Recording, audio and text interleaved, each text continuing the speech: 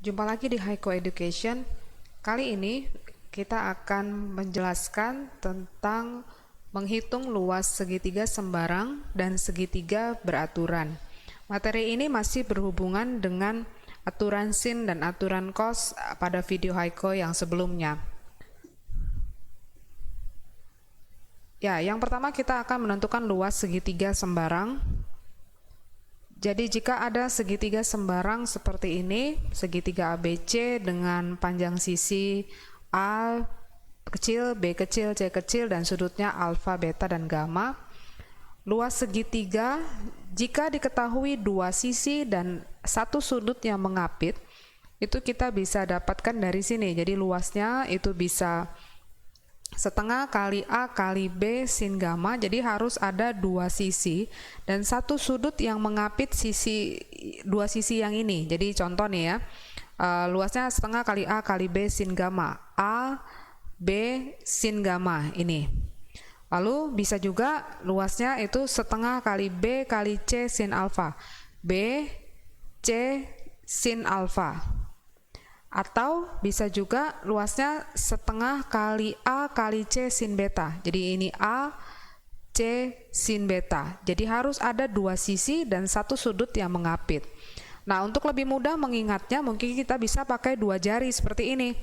Jadi berarti misalkan kita punya sisi B dan sisi C. Jadi ini sisi B ya, misalkan ini sisi B dan sisi C, dan sudutnya ini, sudut antara B dan C.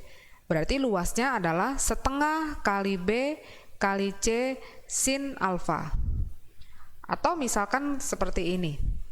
Yang kita tahu ada sisi A, sisi C, dan sudutnya ini, sudutnya di sini, beta. Berarti luasnya adalah setengah kali A kali C sin beta. Atau bisa juga dia seperti ini. Sisinya yang diketahui ini A dan B. Sudutnya harus gamma. Jadi luasnya adalah setengah kali A kali B sin gamma. Ya, untuk lebih jelasnya mungkin kita bisa lihat contoh berikut ini.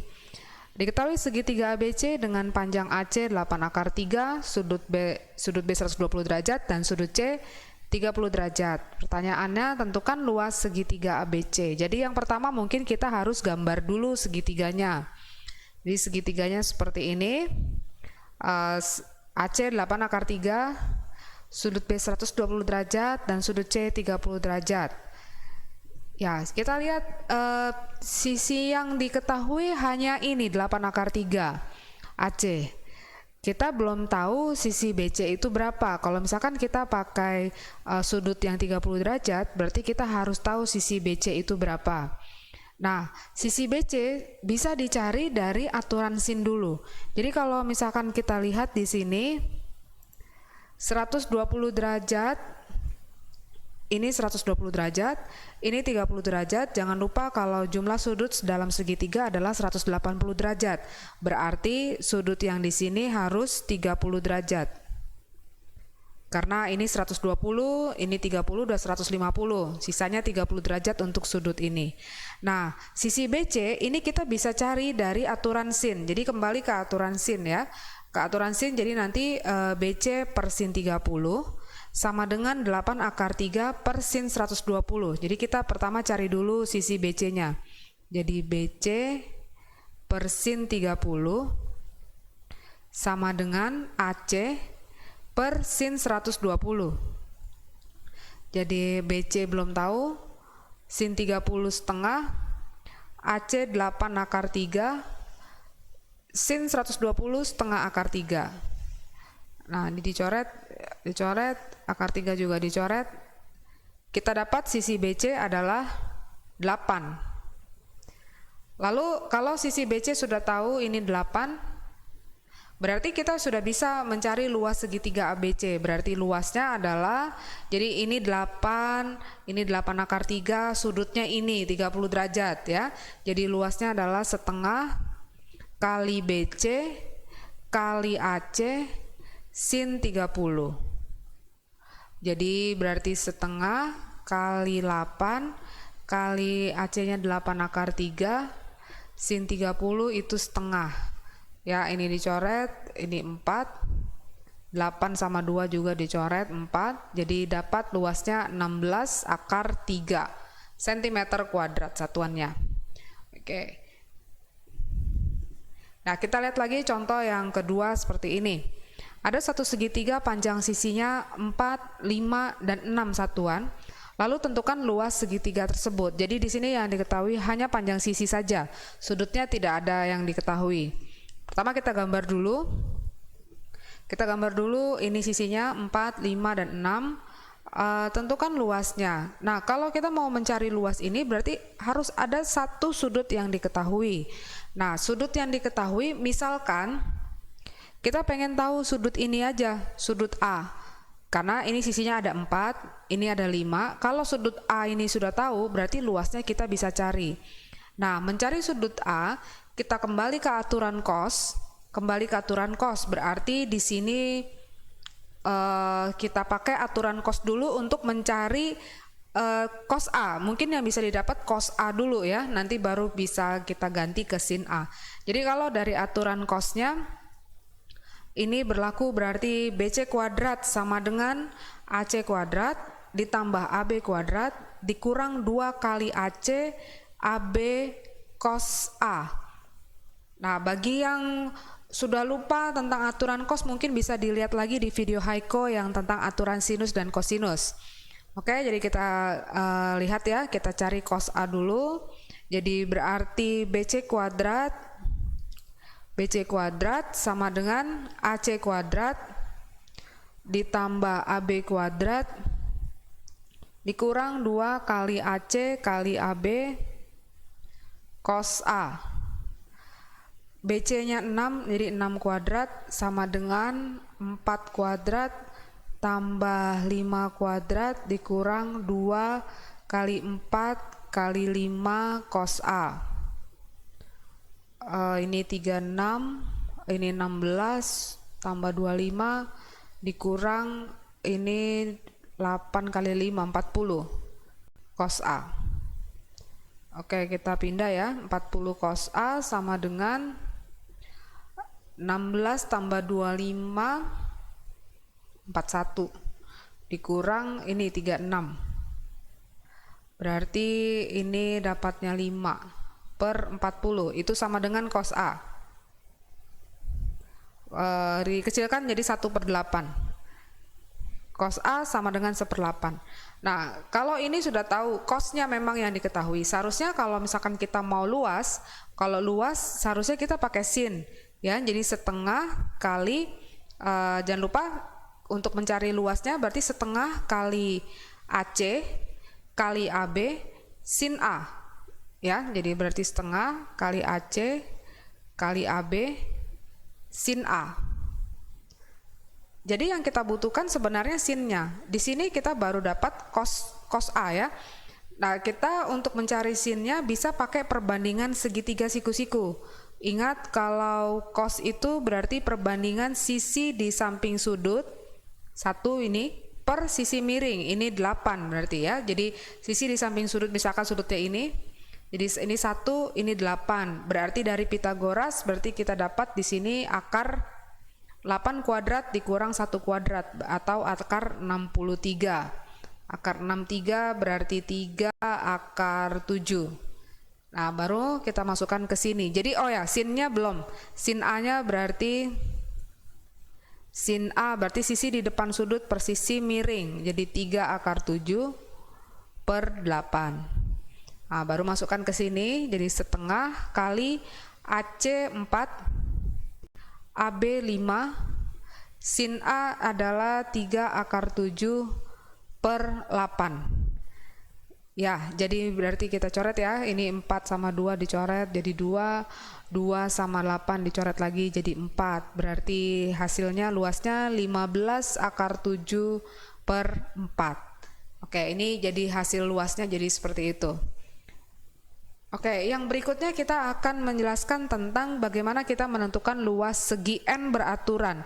Segi N di sini ya berarti mulainya dari segitiga ya. Jadi segitiga beraturan atau segi 4 beraturan atau segi 5 beraturan dan seterusnya. Oke, kita lihat dulu gambar berikut ini. Misalkan ada segitiga beraturan seperti ini. Segitiga beraturan di sini berarti maksudnya segitiga sama sisi. Nah, dari segitiga sama sisi ini sebenarnya dari luar kita bisa bikin lingkaran. Ini kita bisa bikin lingkaran yang menyentuh dari titik sudut segitiganya. Dan kalau kita tarik garis dari pusat, garis dari pusat lingkaran, dari sini ke sini itu berarti sama saja dengan jari-jari. Dari sini ke sini juga jari-jari lingkaran. Ini dari sini ke sini juga jari-jari lingkaran. Kemudian kelihatan di sini berarti segitiga sama sisi atau segitiga beraturan itu akan membuat segitiga, tiga segitiga yang kongruen.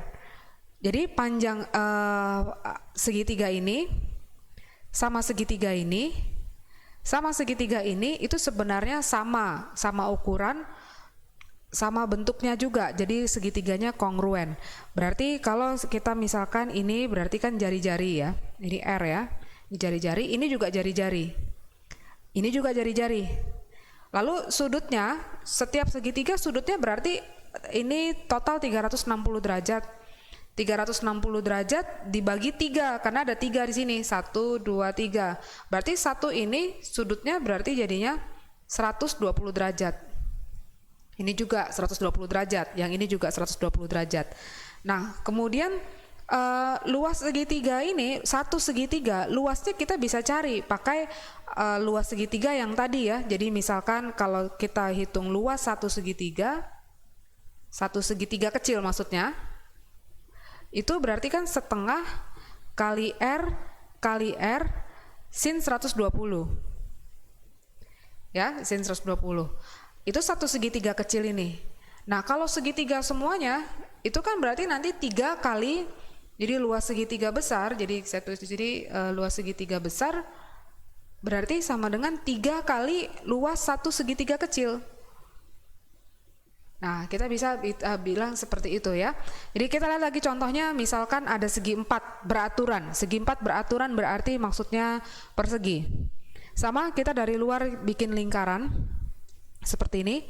Kemudian dari pusat lingkaran kita tarik jari-jarinya, jadi ini jari-jari, berarti ini jari-jari. Lalu kalau lihat di sini berarti segi 4 beraturan itu akan membuat 4 segitiga yang kongruen. Jadi segitiga ini dan ini itu akan kongruen. Lalu sudut satu segitiga ya, jadi ini tadi jari-jarinya ya. Ini jari-jarinya, ini R. Sudut ini berarti 360 derajat dibagi 4, jadi 90 derajat berarti ini.